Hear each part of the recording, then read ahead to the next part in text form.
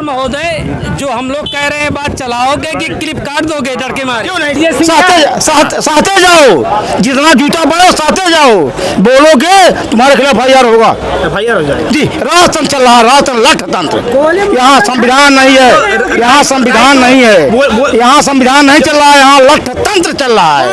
लठ तंत्र, जिसकी लाठी उसकी भैंस, योगी जी की लाठी है। पूरा उत्तर प्रदेश भैंस की तरह आंका जा रहा है। हमारे यहाँ विधानसभा, हमारा लोग विधानसभा जो है भदोही, लोकसभा हमारा भदोही है, विधानसभा प्रतापपुर है। हम किसी नेता को नहीं जानते, क्या लाभ मिला? प्रतापपुर में सिद्दीकी जी का काम काज कैसे? कुछ नहीं भैया। यहाँ से कैसे जीते? यहाँ से प्रत्याशी प्रत्याशी ये है, यहाँ पे सब ऐसे चल रहा है। अंधरा राजा, वो एक कहावत कही गई, कहावत याद नहीं है। समाजवादी पार्टी भैया ठीक है। हम अजय मिश्रा हैं, ब्राह्मण हैं। कहीं कहीं हमने देखा है, कहीं न कहीं समाजवादी पार्टी द्वारा कहीं न कहीं काम अच्छा किया गया है। हिफाजत करना। समाजवादी पार्टी की सरकार में दारू ये नहीं बिकती थी क्या? बंद करे यार सब। कौन कर रहा है? कौन कर रहा है? आज का नहीं है, तो ये शराब जो है आज की नहीं है। ये सूरा सब देवताओं का प्रयोग करते थे। अगर आप भाजपा के खिलाफ एक भी पत्रकारिता मत करिए भाई, मेरा आपसे सुझाव है। आप नमस्कार, मैं श्रवण कुमार इस वक्त मौजूद हूँ उत्तर प्रदेश के फूलपुर में, और फूलपुर में मेरी मौजूदगी है तहसील में। आप पीछे देख सकते हैं, यहाँ पर पूरा जो बुद्धिजीवी लोग हैं यहीं पर पाए जाते हैं। और जैसा कि मैं बता दूं कि बुद्धिजीवी लोगों से जानकारी लेंगे कि फूलपुर के उपचुनाव में क्या हाल होने वाला है। और जिस प्रकार से समाजवादी पार्टी ने प्रत्याशी घोषित कर दिया है, और प्रत्याशी घोषित होने के बाद से ही कहीं ना कहीं अटकलें बड़े तेज है कि इस बार बीजेपी कौन से पत्ता अपना खोलने जा रही है। इसी में देखा गया कि जब कांग्रेस का ये गढ़ हुआ करता था फूलपुर किसी ज़माने में, लेकिन हरियाणा चुनाव ने फिर से ये नतीजा दिखा दिया कि बीजेपी की लहर जो है वो अभी कम नहीं हुई है। ऐसे में यहाँ पर बुद्धिजीवी लोगों के बीच में आए हुए हैं। आइए जानकारी लेना चाहेंगे कि लोग क्या राय बना रहे हैं और लोगों की क्या फूलपुर के प्रति क्या लोगों की यहाँ पर रुझान चल रही है। स्वागत है चाचा। भाई समाजवादी जीतेगी यहाँ। समाजवादी जीतेगी? सीधा सीधा। पहले से मन बना लिए? अरे पहले से क्या, जीतती रही, हमेशा जीतती रही, हमेशा जीतती रही। हाँ, ये अभी बेईमानी जीत गए भाजपा के लोग। बेईमानी से जीत गए? हाँ, बेईमानी जीत गए। विधायक थे, विधायक और MP और विधायक दोनों बेईमानी जीत गए। और क्या ईमानदारी चुनाव होता तो देश प्रदेश भाजपा खत्म हो जाती है। लेकिन अभी ईमानदारी की अगर बात करें, 37 सीटें आप जीत गए, समाजवादी पार्टी वाले तो भाई उस पर भी जहाँ इनका चला वहाँ चला है। जहाँ बेईमानी इनकी नहीं चली वहाँ नहीं चल पाए। आपका कहना है कि 37 सीट जीते तो बेईमानी नहीं हुई। मेरा ये कहना है, अगर मैं 80 में 80 पा जाऊँ तो भी कहूँगा कि EVM से चुनाव नहीं होना चाहिए। क्यों, ऐसा क्यों? मैं कहूँ 80 का 80 पाने के बाद 80 का 80 पाने के बाद EVM पे बैन होना चाहिए, EVM से चुनाव नहीं होना चाहिए। ये मेरा कहना है, मेरी पार्टी कहती है, मैं कहता हूँ, पूरा दुनिया कहती है। जहाँ पढ़े लिखे 99% लोग हैं वहाँ EVM से चुनाव नहीं होता है। और जहाँ 30% लोग पढ़े लिखे नहीं हैं, इंडिया में कई % पढ़े लिखे लोग हैं। लेकिन ये बताइए कि जब अखिलेश जी का ये बयान आता है और इसी के बाद में जब 37 सीटें जीत जाते हैं तो उसके बाद EVM का उंगली तो उठाते हैं। उन्हीं में कहा ना कि 80 की 80 सीट मुझे मिल जाए जीत में, तो भी मैं EVM पर विश्वास नहीं कर सकता। आपको लगता है कि EVM में घोटाला होता है? बिल्कुल घोटाला होता है। हमारे माननीय नेता अखिलेश यादव जी ने कहा कि मैं 80 की 80 सीटें पा जाऊंगा, उसके बाद भी मैं EVM पे भरोसा नहीं करता हूं। ऐसा लग रहा है आपको फूलपुर में? ऐसा बिल्कुल बिल्कुल। अभी हरियाणा में निकल के बातें आ रहे हैं कि 90% बैटरी चार्ज निकली, तो इलेक्शन होने के बावजूद 90% बैटरी चार्ज निकल जा रही है। हरियाणा में जिसमें जिस EVM में 90% चार्ज थी उसमें बीजेपी ज़्यादा वोट पाई, और जिसमें 60% 68% था उसमें चुनाव सही हुआ, उसमें वोट बराबर निकली लगभग। लेकिन यहाँ पर फूलपुर की अगर हम बात करते हैं, जिस प्रकार से देखा जाता है कि फूलपुर पहले कांग्रेस का गढ़ था, कांग्रेस के बड़े बड़े नेता यहाँ से निकल गए। अरे भाई, गढ़ किसी का नहीं होता है, यही कांग्रेस वाले RSS के स्लीपर हैं इस समय। जी हाँ, ये जीत भी जाएंगे तो बीजेपी में चले जाएंगे। लेकिन ये लोकसभा में सुनिए, आप लोगों का गठबंधन मैंने मजबूरी में किया है मान्यवर। किसी दुष्ट को मारने के लिए किसी दुष्ट का सहारा लेना पड़ता है। दुष्ट का सहारा? हाँ। कांग्रेस दुष्ट है? क्या कहना चाहेंगे? कह तो रहा हूँ यार, यही तो कर रहा हूँ। कैसे कांग्रेस दुष्ट? किसी को हत्या करने के लिए, किसी को मारने के लिए, किसी को खत्म करने के लिए दूसरे का सहारा लेना पड़ता है। भैया क्या लगता है आपको? भाई नहीं, सही तो नहीं, किसी की हत्या नहीं होनी चाहिए, लेकिन बेईमानी भी नहीं होनी चाहिए। सबको न्याय मिले, सबकी सुरक्षा मिले, यही हमारी। तो योगी सरकार में तो कहा जाता है कि अपराधियों के ऊपर बुलडोजर चला दिए, अपराध बुलडोजर न चलवाए, किसी की हत्या न करवाए। योगी जी बहुत अपराध किए। मैं तो अपराध? हाँ, अपराध किए हैं। अपराधियों के ऊपर बुलडोजर चलाना अपराध है? अपराध किए हैं। न्यायालय को अधिकार है, न्यायालय को अधिकार है फांसी दे, हत्या करे, लेकिन योगी जी को अधिकार नहीं है। ये राजतंत्र है। योगी जी राजतंत्र कर रहे हैं, मैं राजतंत्र कर रहे हैं योगी जी, मोदी जी। तीसरी बार प्रधानमंत्री किसी को नहीं बनाना चाहिए। मेरा ये कहना है, एक ही बार प्रधानमंत्री बने, एक बार मुख्यमंत्री बने, एक ही बार सांसद बने, दोबारा कभी उसको नहीं, मैं कह रहा हूँ कि योगी जी जो कह रहे हैं, जिसका जो है कि एनकाउंटर हो रहा है, अभी पूर्व डीजीपी सुलखान सिंह का बयान आया था। 1 मिनट, पूर्व डीजीपी सुलखान सिंह का बयान आया था कि अधिकारी जो है सरकार के दबाव में हत्या न करे लोगों की। आप बाद में जेल जाएंगे तो कोई सरकार साथ नहीं देगी। पूर्व डीजीपी का बयान था। ऐसा पत्रकारिता न करो कि आपके खिलाफ FIR हो जाए, उपाध्याय जी की तरह, भैया ममता जी की तरह। काहे ऐसा सवाल कर रहे, तुम्हारे खिलाफ FIR हो जाएगा? राजतंत्र चल रहा है, नहीं जानते क्या? कैसे लोकतंत्र नहीं चल रहा है? लोकतंत्र नहीं चल रहा है। तुम्हारा पत्रकार FIR का दर्ज हो रहा है मुकदमा। ये रामराज नहीं है। ये बताइए कि जब अपराधियों के खिलाफ अपराधियों के खिलाफ अपराध मत कहो, तुम्हारे खिलाफ FIR हो जाएगा। अपराध कहोगे तो FIR हो जाएगा तुम्हारे खिलाफ। कतई बोलो मत, सहते जाओ, जितना जूता पड़े सहते जाओ। बोलोगे तुम्हारे खिलाफ FIR होगा। FIR हो जाएगा जी। राजतंत्र चल रहा है, राजतंत्र लठतंत्र। यहाँ संविधान नहीं है, यहाँ संविधान नहीं है, यहाँ संविधान नहीं चल रहा है, यहाँ लठतंत्र चल रहा है। लठतंत्र, जिसकी लाठी उसकी भैंस, योगी जी की लाठी है। पूरा उत्तर प्रदेश भैंस की तरह आंका जा रहा है। लेकिन वही अखिलेश जी, जब किसी अपराधी के ऊपर जब इनकाउंटर होता है तो बीजेपी के लोग संविधान की भाषा में बोलते हैं न्याय होना चाहिए, DNA टेस्ट कराओ। अगर बलात्कार में फंसा है तो उसका DNA टेस्ट होना चाहिए। निकला तो मोइन खान का DNA निकला क्या? नहीं निकला। जबरदस्ती किसी का घर गिरा दोगे, यही न्याय है? तुम्हारे खिलाफ मैं कह रहा हूँ, तुम चोर हो, तुम्हारे खिलाफ FIR न करे, पहले घर गिराते हैं। तुम बलात्कारी हो, तुम्हारा घर गिर जाएगा पहले। उसको बताया जा रहा है कि तो तलाक की भूमि पर जगह बनाया था। अरे यार 10 साल पहले के केस में FIR हो रहा है भैया, बलात्कार का। और कौन सुन रहा हूँ, मैनपुरी का है, पकड़ा गया है। क्या चल रहा है फूलपुर में? क्या चल रहा है इस बार फूलपुर की जनता? फूलपुर की जनता बहुत बुद्धिमान है, बहुत बुद्धिमान है। हाँ, केवल इनके पास से, हमारे बीजेपी पार्टी से OBC SC निकल जाए। इनकी औकात 1984 की तरह 2 सीट ऑल इंडिया, बस 2 ऑल इंडिया 2 सीट लोकसभा में। लेकिन 84 में यहीं पर ये हमारे PDA का इनका सहयोग कर दिया है यार। कहता हूँ, पेड़ काटने के लिए टंगारी में, कुल्हाड़ी में लकड़ी का बेट लगता है ना, ये हमारे जो लोग गए हैं सब बेट हैं, तब ये चल रही है आ रही। हाँ, इनकी क्या औकात है? कुछ नहीं औकात है। 2 पैसा के आदमी है। भाजपा माने 2 पैसा, 2 पैसा, झूठ और करप्शन। 2 सीट 1984 में बता रहा हूँ।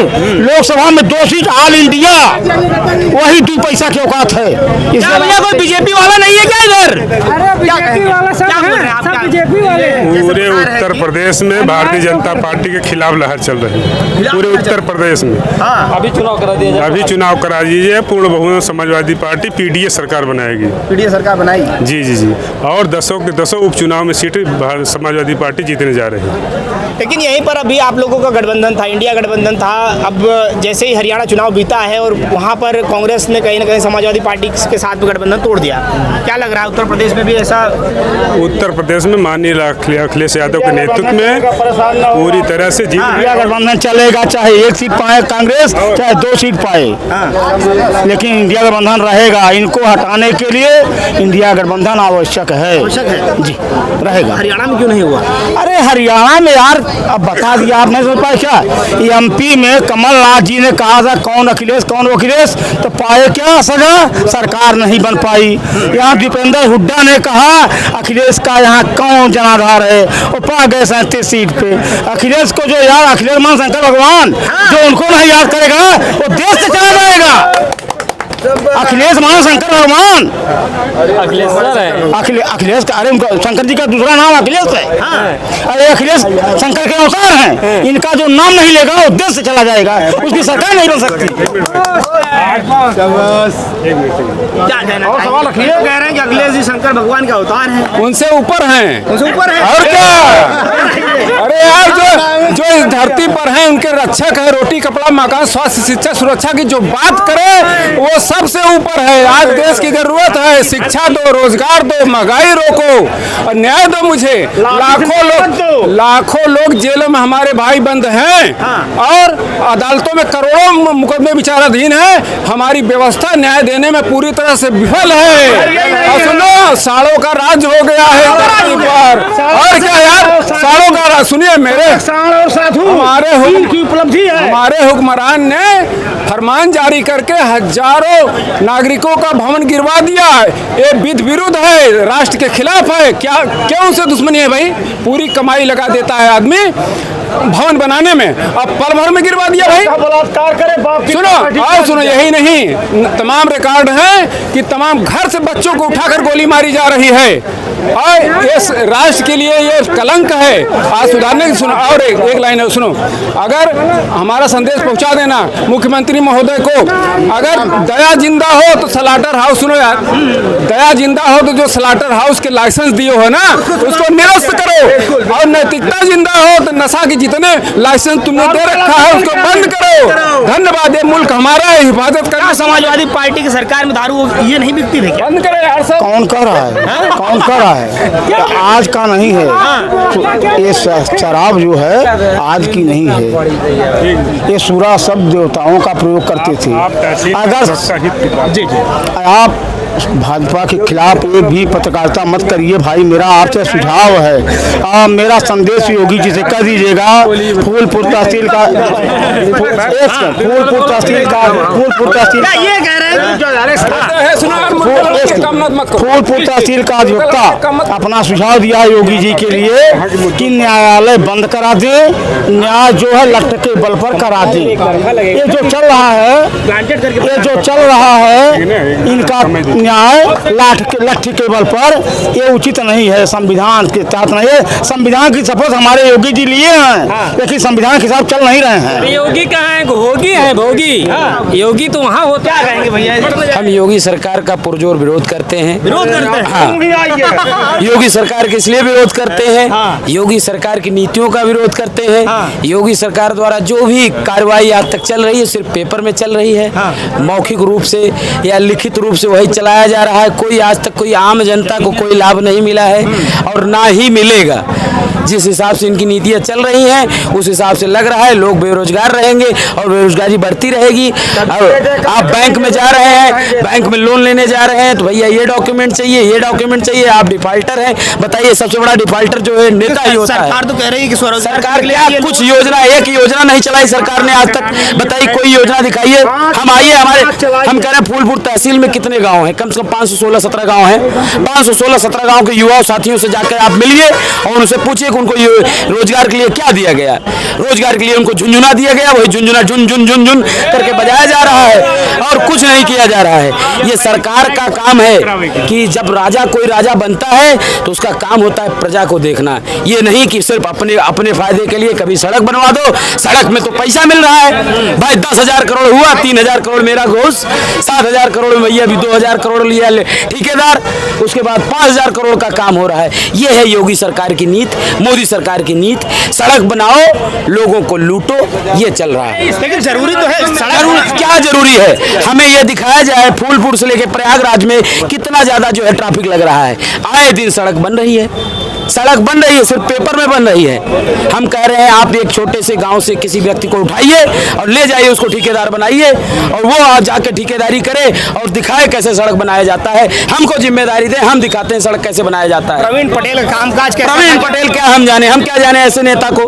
हम नहीं जानते प्रवीण पटेल कौन है, हम क्या जाने? हम हमारे यहाँ विधानसभा, हमारा लोग विधानसभा जो है भदोही, लोकसभा हमारा भदोही है, विधानसभा प्रतापपुर है। हम किसी नेता को नहीं जानते। क्या लाभ मिला? प्रतापपुर में सिद्दीकी जी का कामकाज कैसा? कुछ नहीं भैया। यहाँ से कैसे जीते? यहाँ से प्रत्याशी जीते प्रत्याशी है, यहाँ पे सब ऐसे चल रहा है। अंधरा राजा वो एक कहावत कही गई, कहावत याद नहीं पार्टी से है। प्रत्याशी समाजवादी पार्टी भैया ठीक है। हाँ। हम अजय मिश्रा हैं, ब्राह्मण हैं, कहीं कहीं हमने देखा है, कहीं न कहीं समाजवादी पार्टी द्वारा कहीं न कहीं काम अच्छा किया गया है। प्रतापपुर की आप जब बात कर रहे हैं तो वहीं से उम्मीदवार उम्मीदवार देखिए, सबसे बड़ा फैक्टर क्या है, जातिवाद का फैक्टर है। वो चलता रहेगा, अनवर चलता ही रहेगा, चलता रहेगा। हाँ।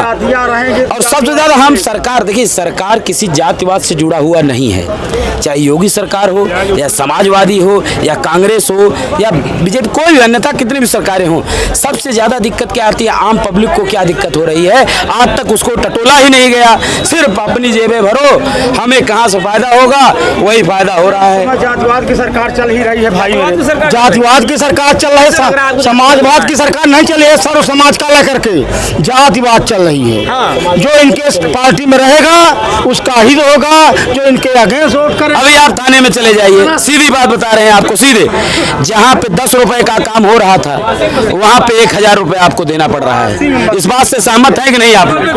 हम आपको फूलपुर तहसील में खड़े हैं। आप तहसील का मामला अभी आपने देखा, एक हफ्ते पहले भारतीय जनता पार्टी के ब्लॉक प्रमुख ने घुस करके तहसीलदार को मारा। इतनी बड़ी कभी आज तक इतिहास में मेरी उम्र में वो अनुसूचित जाति के तहसीलदार फूलपुर के थे, बहुत लोकप्रिय थे, उनको अंदर घुस के ब्लॉक प्रमुख ने मारा। भारतीय जनता पार्टी के ब्लॉक प्रमुख फूलपुर के, सोचिए आप, पहले गाली भी दिया और आज तक उनको ट्रांसफर भी करा दिया, FIR तक नहीं हुआ। सोचिए पहले। सरकार में सबसे बड़ी समस्या है बेरोजगारी, दिनों दिन बढ़ता जा रहा है और महंगाई चरम सीमा पे पहुंचता जा रहा है। लेकिन शिक्षा का स्तर इतना महंगा हो गया है कि गरीब लोग अपने बच्चों को तो किसी तरह से खेत बाड़ी से अपने खर्चा को कम करके पढ़ा तो ले रहे हैं, महंगाई से झेल ले रहे हैं। आशा है कि आप नौकरी पा जाएंगे या कुछ कर लेंगे, लेकिन उन्हें प्राइवेट भी काम नहीं मिल रहा है। अभी हाल में युवकों में रोजगार मेला लगाया गया। आइए, यहाँ पर जनता भी है, आइए जनता से बात करते हैं।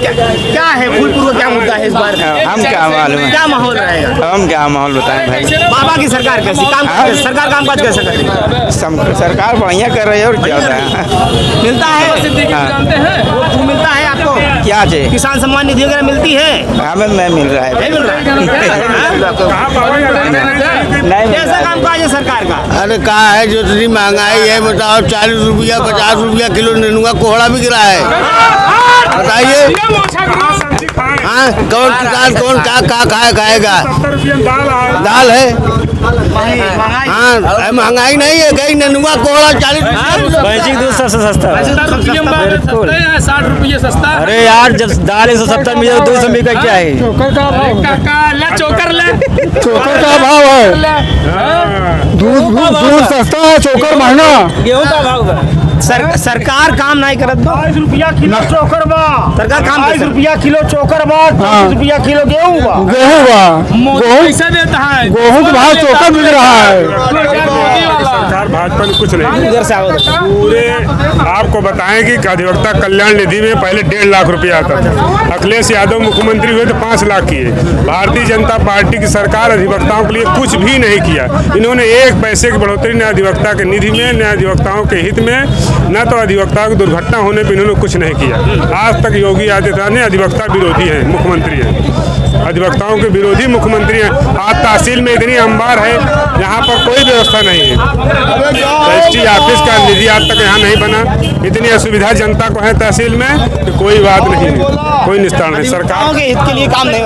पत्रकार महोदय, जो हम लोग कह रहे हैं बात चलाओगे कि क्लिप काट दोगे डर के मारे? क्यों नहीं चलाएंगे? सरकार के डर के मारे काट तो नहीं दोगे? चलाएंगे। तो दोस्तों, ये हम फूलपुर के तहसील में थे और तहसील में जिस प्रकार से जो लोग हैं, लोगों की जो बातें हैं, आप लोगों ने देखी होगी, सुनी होगी और अपनी प्रतिक्रिया जरूर दीजिएगा। फिर मिलते हैं किसी नेक्स्ट वीडियो में। जय हिंद, जय भारत।